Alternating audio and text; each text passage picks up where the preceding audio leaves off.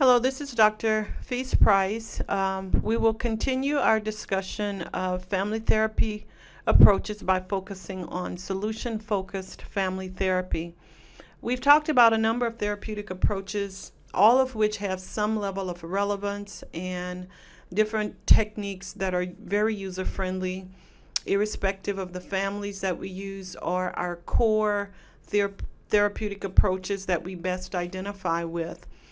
In today's times of managed care, it's important that we are solution focused, which means that you're focusing on the solution rather than on the problem, because there are times when the most that a client may be able to see you or a family is able to see you would be 8 sessions. And during such time, it's really important that you focus on the solutions rather than dwelling on the problems in an effort to help a family to obtain the skills they need to overcome whatever the adversities that they might be experiencing. So the premise behind solution-focused family therapy is the belief that people already have the skills to solve their problems, but for a number of reasons, they've lost sight of their abilities because their problems loom so large that their strengths are crowded out of the picture. And as one who works with family therapy, I provide family therapy to couples and families. Oftentimes, the individuals that I work with, I tell them, I say, the ability to solve the problem lies within you. But our role as therapists is to assist the families in finding and using additional skills and techniques to overcome their adversities. Sometimes the family is stuck, and some of the techniques and ways of problem solving that they've used in the past are counterproductive.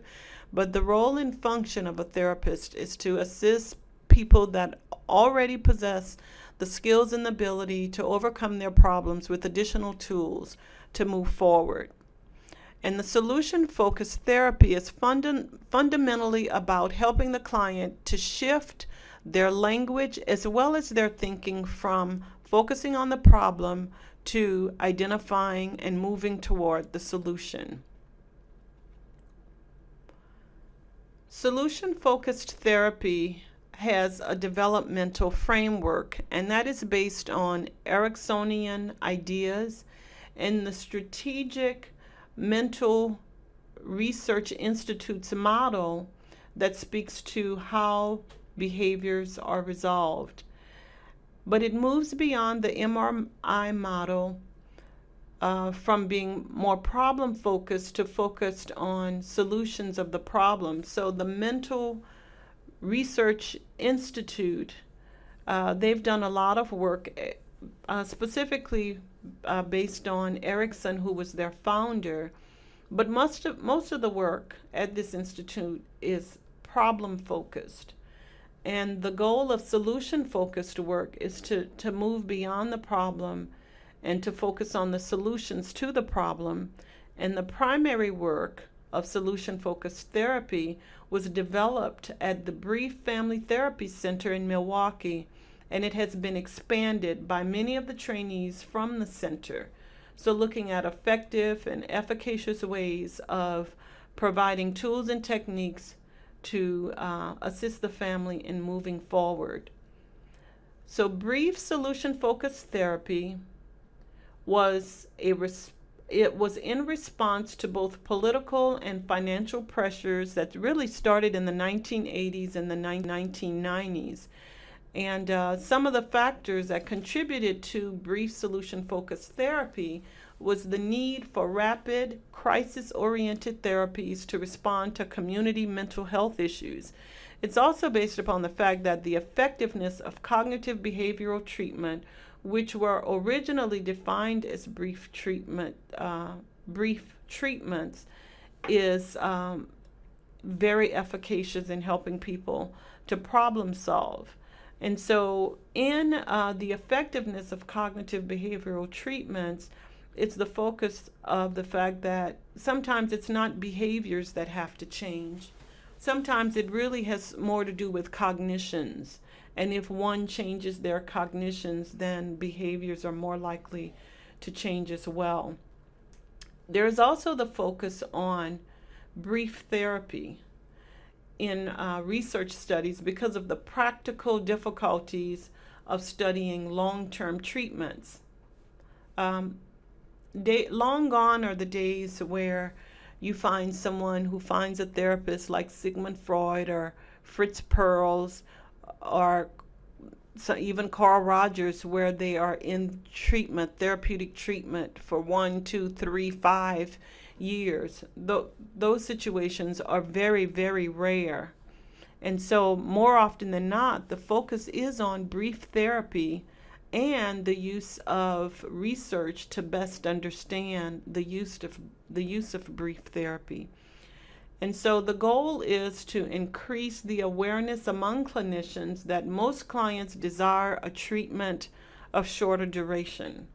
They want changes and they want them quickly, not only because that's their desired goal, but also that of managed care and their insurance provider. There are also pressures from health insurance companies to lower treatment costs. As such, you're very limited in the number of treatment sessions that you are able to provide families. There are specific assumptions and practices that relate to solution-focused therapy. There is an emphasis on cognitions, shifting attention from a problem-oriented perspective to ways of thinking or viewing the problem. So change the issue from doing to that of viewing the problem, perceiving the problem from a different perspective.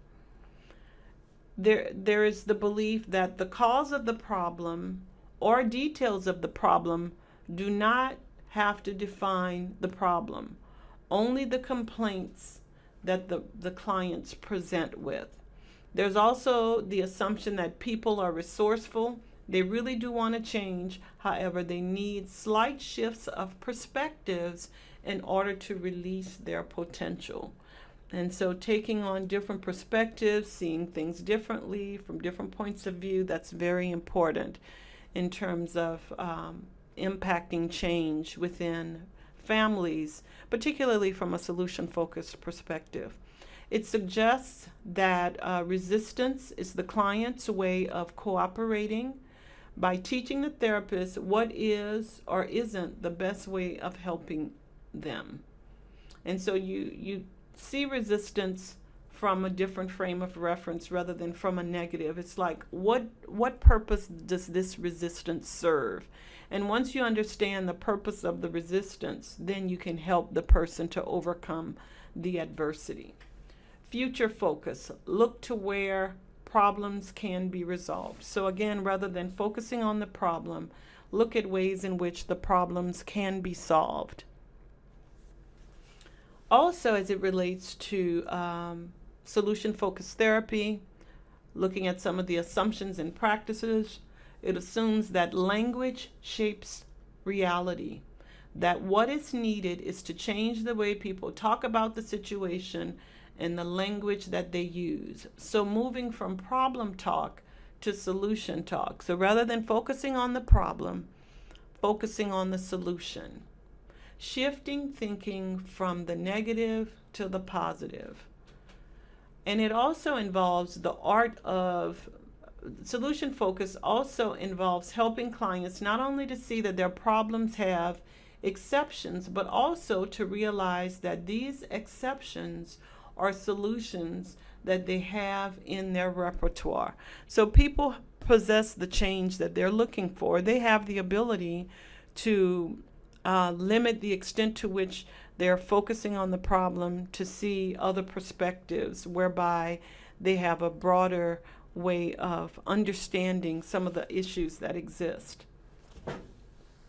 There are 3 dictums that underlie the philosophy of the brief therapy approach that helps the therapist to focus on successful goal attainment.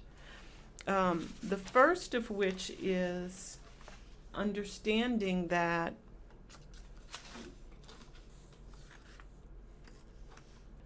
so among the dictums that exist among assumptions and practice, for brief therapy is, if it ain't broke, don't fix it.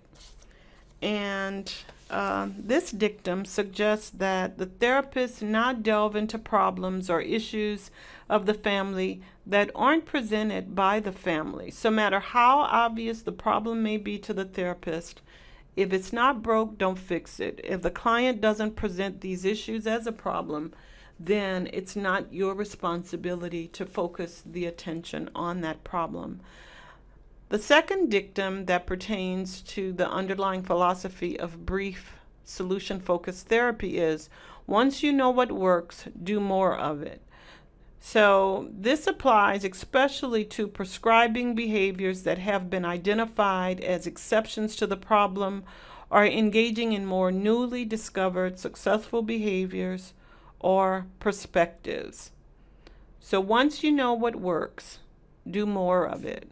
So one goal that the therapist may have is, tell me about a time when you were happy. Tell me about your ability to overcome this issue. And once they can identify times that they were able to cope, then you want to assist them in doing more of that particular thing. The other dictum, the third and final dictum, is, if it doesn't work, don't do it again. Do something different. So this means that the therapist, along with the family, should use unsuccessful outcomes as examples of what doesn't work in order to avoid repeating frustrating pitfalls and to continue the search for solutions elsewhere. So don't continue to do things that are counter-effective to achieving the goals that you choose. So some of the techniques that are used for solution-focused therapy are the exception question. When in the past might the problem have happened but didn't? What is different about those times when the problem doesn't happen? And how have you let your child or your spouse know when he or she is doing something that makes a positive difference to you? So how do you communicate positive feelings about things that matter to you? And then there are also the coping question. What keeps you going under such difficult circumstances? Or what have you done to keep things from getting worse? And when you ask this particular question, then it invites the client to recognize that they may be more resilient simply for enduring that which they cannot change. And then there's also the scaling question, whereby you say to a client, on a scale from 1 to 10, how severe is the problem? And then along with the scaling question, you say, what could make it better? What can make it worse? And so it's getting to the solution by understanding the severity of the problem through the scaling. So as it relates to more techniques that are used for solution-focused therapy, there's the miracle question. So this is one of the techniques that I really enjoy using. And for the miracle question that I typically use, I said, if I had a magic wand and I could make all of your problems go away, what would that look like? Or I might say, if I had a crystal ball and I could see into the future where this problem is totally resolved and you're happy, what would that be like? Another miracle question that is proposed here is, suppose one night while you were asleep, there was a miracle and this problem was resolved. How would you know it? And what would be different? And so asking this miracle question, you allow the client to see things from a different perspective rather than from their limited frame of reference. And it also allows them to see the possibilities of resolve rather than to perceive things as being doom and gloom, to see things from a positive, more realistic light. So at the end of the session, there's also the opportunity for feedback. And so you pause at the end of the session to offer feedback, and it's consisting of a summary of the session. It could involve observations, encouragements, and compliments, as well as suggestions for building on the positives. So some of the goals for solution-focused therapy are the resolution of the presenting problem by shifting the focus on the client's desired outcome or replication of problem-free occasions, and generalizes these occurrences to future problem-free functioning. And this can be done by identifying times when the family has handled the problem successfully in the past, or structuring opportunities to view the problem in a different way, thereby bringing about a change, and or creating experiences in which the problematic situation is experienced differently. In other words, the therapist's role is to help to modify the repetitive sequences that surrounds the problem and to incur a hopeful perspective as it relates to change. And so this is a brief overview of solution-focused family therapy. I encourage you to spend additional time getting better acquainted with solution-focused therapy. It's very powerful, it's very impactful, and it is very efficacious in allowing families as well as individuals to overcome issues that limit their mental and physical abilities by not so much focusing on the problems, but focusing on the solution. So that ends our presentation on solution-focused therapy, and I'd like to move forward by giving some attention to narrative therapy that's used in a family context.